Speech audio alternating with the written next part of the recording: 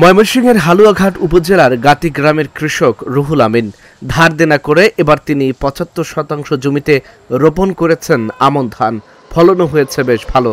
তবে সম্প্রতি তার ক্ষেতে কারেন্ট পোকার আক্রমণে ২৫% জমির ধান নষ্ট হয়েছে। বাকি জমির ধান রক্ষায় কোনো উপায় পাচ্ছেন না তিনি। ৭০% জমি লাগাইছি, ২৫% একবারে শেষ, আর হেডিও নষ্ট হওয়ার ভাও। আমি গরিব মানুষ, আমার তো পরিস্থিতি ভালো না, খারাপ। এই কি করে লাগাইছি, খুব কষ্ট করে লাগাইছি। কিরা সব কিরা খালি কাটতে আসতেছে, কিরা কাটতে আসতেছে বন্ধ, প্রায় জমি কিরা কাটা সবারই।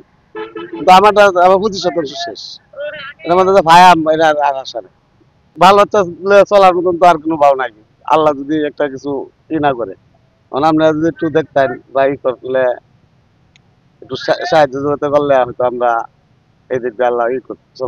পোকার আক্রমণে রুহুল আমিনের মতো ক্ষতিগ্রস্ত শত শত কৃষক। কীটনাশক প্রয়োগ করেও সুফল মিলছে না। কৃষকদের অভিযোগ, খেতে পোকার আক্রমণ হলেও কৃষি বিভাগ থেকে মিলছে না কোনো পরামর্শ। কারণ পোকা ধান ক্ষেত মানে হইতেছে না, যে ধরতেছে না, মানে একবারে ধ্বংস করে লাইতেছে। বিরাট অবস্থা খারাপ, মানে বীজ দেওয়া মানতেছে না, অতিরিক্ত বীজ দিয়ে ৩-৪ বার বীজ দেওয়া আছে, বিষে মানতেছে না। বা এলাকার অবস্থা তো ভালো না। এই যে আমরা কৃষি করলাম, এত টাকা খরচ করলাম, এখন খরচ করার পর মনে করেন যে পোকা ধান সব খায় ফেলাইতেছে, কারেন্ট পোকা ধরে ফেলাইছে। এখন মনে যে আমরা এগুলা করেই দেশ গ্রামে চলি, কৃষি কাজ করেই ধান লাগাই, এটা লাগাই, ওটা লাগাই করে চলি। এখন যদি ধান খায় ফেলায় এরকম করে, তাহলে সরকার যদি আমাদেরকে না দেখে, এটা কোনো পদক্ষেপ না নেয়, তাহলে আমরা চলবো কিভাবে? লাল হয়ে যেতেছে কতগুলো, আর কতগুলো মাইন কিরায় ঘুরি কেটে যেতেছে।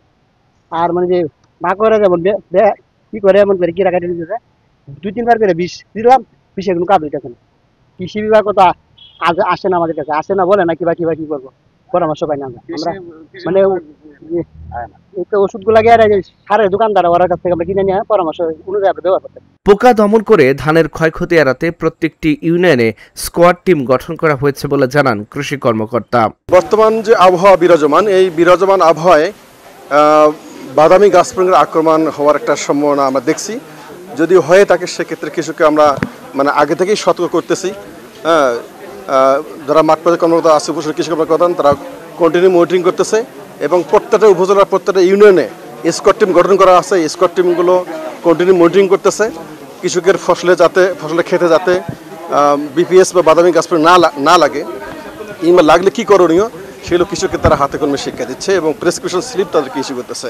কৃষি সম্প্রসারণ অধিদপ্তরের অতিরিক্ত পরিচালক জানান, কৃষকদেরকে পোকায় আক্রমণ হওয়া ধান গাছগুলো কেটে ও পুড়িয়ে ফেলার পরামর্শ দেওয়া হচ্ছে। কৃষকদের সহযোগিতা করতে মাঠে আছেন কৃষি কর্মকর্তারা। এটা আসলে খুবই ক্ষতিকর পোকা। আক্রান্ত হওয়ার আগে থেকে আমাদের সতর্ক করার জন্য উপজেলা লেভেল থেকে আমরা কিন্তু কার্যক্রম হাতে নিয়েছি। কিন্তু আমাদের এখানে আমাদের কৃষক ভাইদের বক্তব্য থেকে আমরা জানলাম তারা এই ব্যাপারে উদাসীন। তাহলে এখানে আসলে যে কোনো টেকনোলজি টু ওয়ে কমিউনিকেশন, কৃষকের আগে আসতে হবে, আমাদেরও আগে যেতে হবে। আমাদের মাঠ লেভেলের কিছু দুর্বলতা আছে, তো সেখানে আমরা সেগুলো সংশোধনের জন্য চেষ্টা করছি। প্লাস কৃষক ভাইদের বলছি, আপনারা সচেতন হন, আপনারা আমাদের মাঠ পর্যায়ের উপসহকারী কৃষি কর্মকর্তাদের নক করেন, তাদেরকে জমিতে নিয়ে উপস্থিত করেন, তারা যদি কাজে অবহেলা করে আমাদের অবহিত করেন। জেলায় এবছর আমন ধানের আবাদ হয়েছে 2,68,111 হেক্টর জমিতে। Dhaka journal news desk.